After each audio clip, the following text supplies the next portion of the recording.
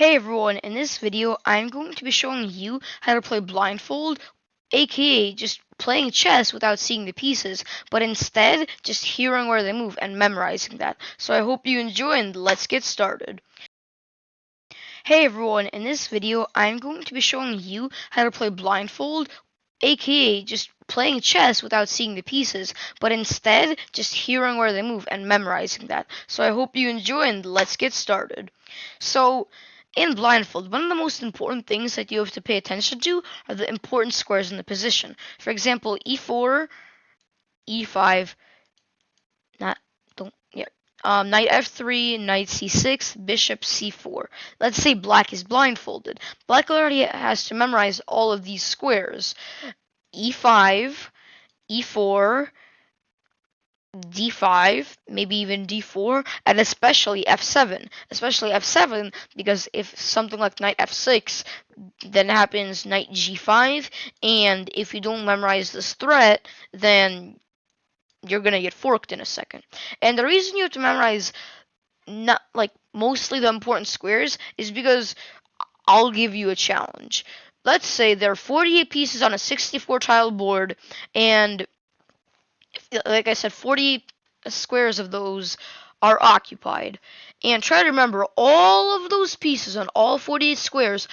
What pieces are on those squares? Where are they? What are they doing? Where can they go? What threats do they have?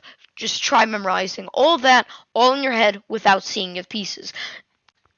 Yeah, if you actually tried that challenge, I'll bet you couldn't do it very well. And that's just because in a human mind, that's pretty difficult. So that's why you have to try to memorize the most important squares. And similar to squares, you have to memorize the most important threats too. Like just like I showed with this, you can like something like this might happen too. Bishop c4, knight c6, queen f3. And if you're blindfolded, you might be like, wait, what? What's queen f3? What is that? Now your queen's just exposed, and your knight can't develop to knight f3. And you forget that the bishop is on c4, attacking f7 too, threatening mate. Surely you probably won't miss that because you're probably a higher rating than 1,000. But this is just one of the examples. Like there might also be forks that are threatening, pins, screwers, zigzags, and etc. And similar thing. You have to memorize all those threats just so you won't miss them in an actual game.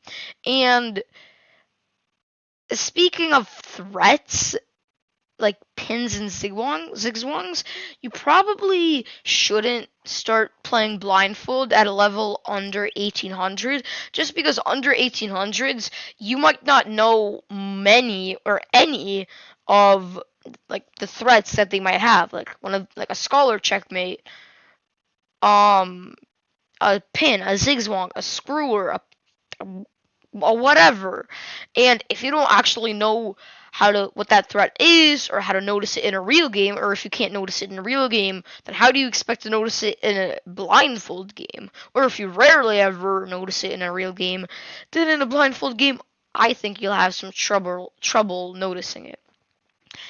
And another very important thing that you have to memorize is all the pawns, because let's say you have like a king's Indian setup and they just go to h4 in the very beginning of the game before you do king's Indian, and then h5 before they go king's Indian, and after h4 h5, then you go king's Indian. You have a bishop on c4 pinning the pawn to the king.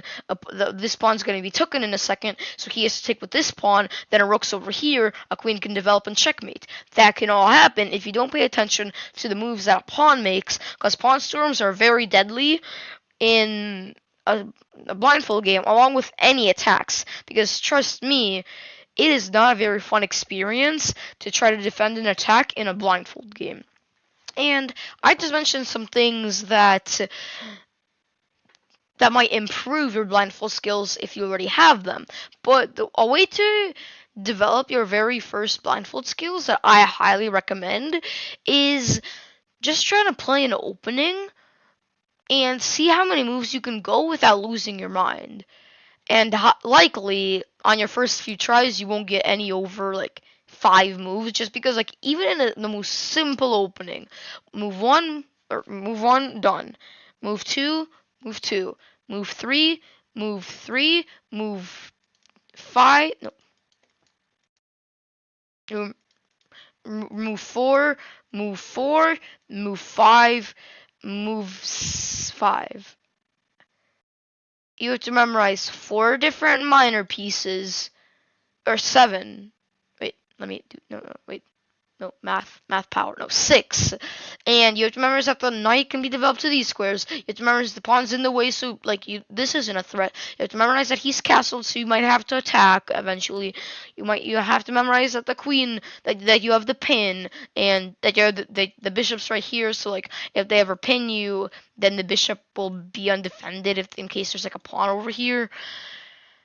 You have to memorize all that, and in a blindfold game, just imagine you can't see the pieces.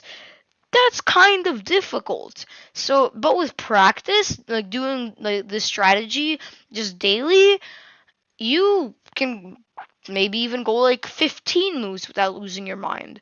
And I mean, in an opening that you already know very well, already you can probably go up to move 20.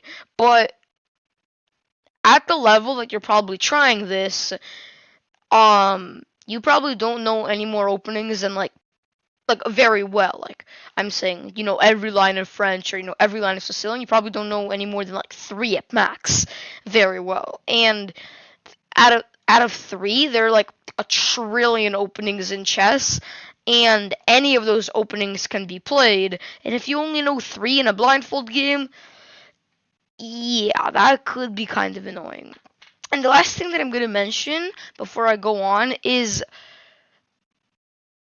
you in a blindfold game, you have to knock out your opponent instantly with a deadly opening like a gambit or a trap like Blackburn or England gambit, just because wouldn't you rather just have only like 3 pieces developed and 3 pieces to memorize than going a very long game and end game, and pieces are all over the place, threatening like the pawn promotion. He has a passed pawn. You have a bishop that might be able to stop it, but there's a rook. You might not even know that you have a bishop. Like imagine sort of like all that pressure without even seeing the pieces. Like already all that pressure is pretty difficult in a real game, but without even seeing the pieces, just imagine how much fun you'll have with that. So wouldn't you rather just like play an opening or a trap where only 3 pieces get developed, but you have a high chance of catching your opponent with like getting a queen, getting a checkmate, getting them to resign by like getting a rook or something, anything like that. I think you'd much rather have that position than have to be stuck in an equal position in endgame, but there are 1,000 ways to screw up. And right now I'm going to show you a few resources that you can use to practice. So let's get started.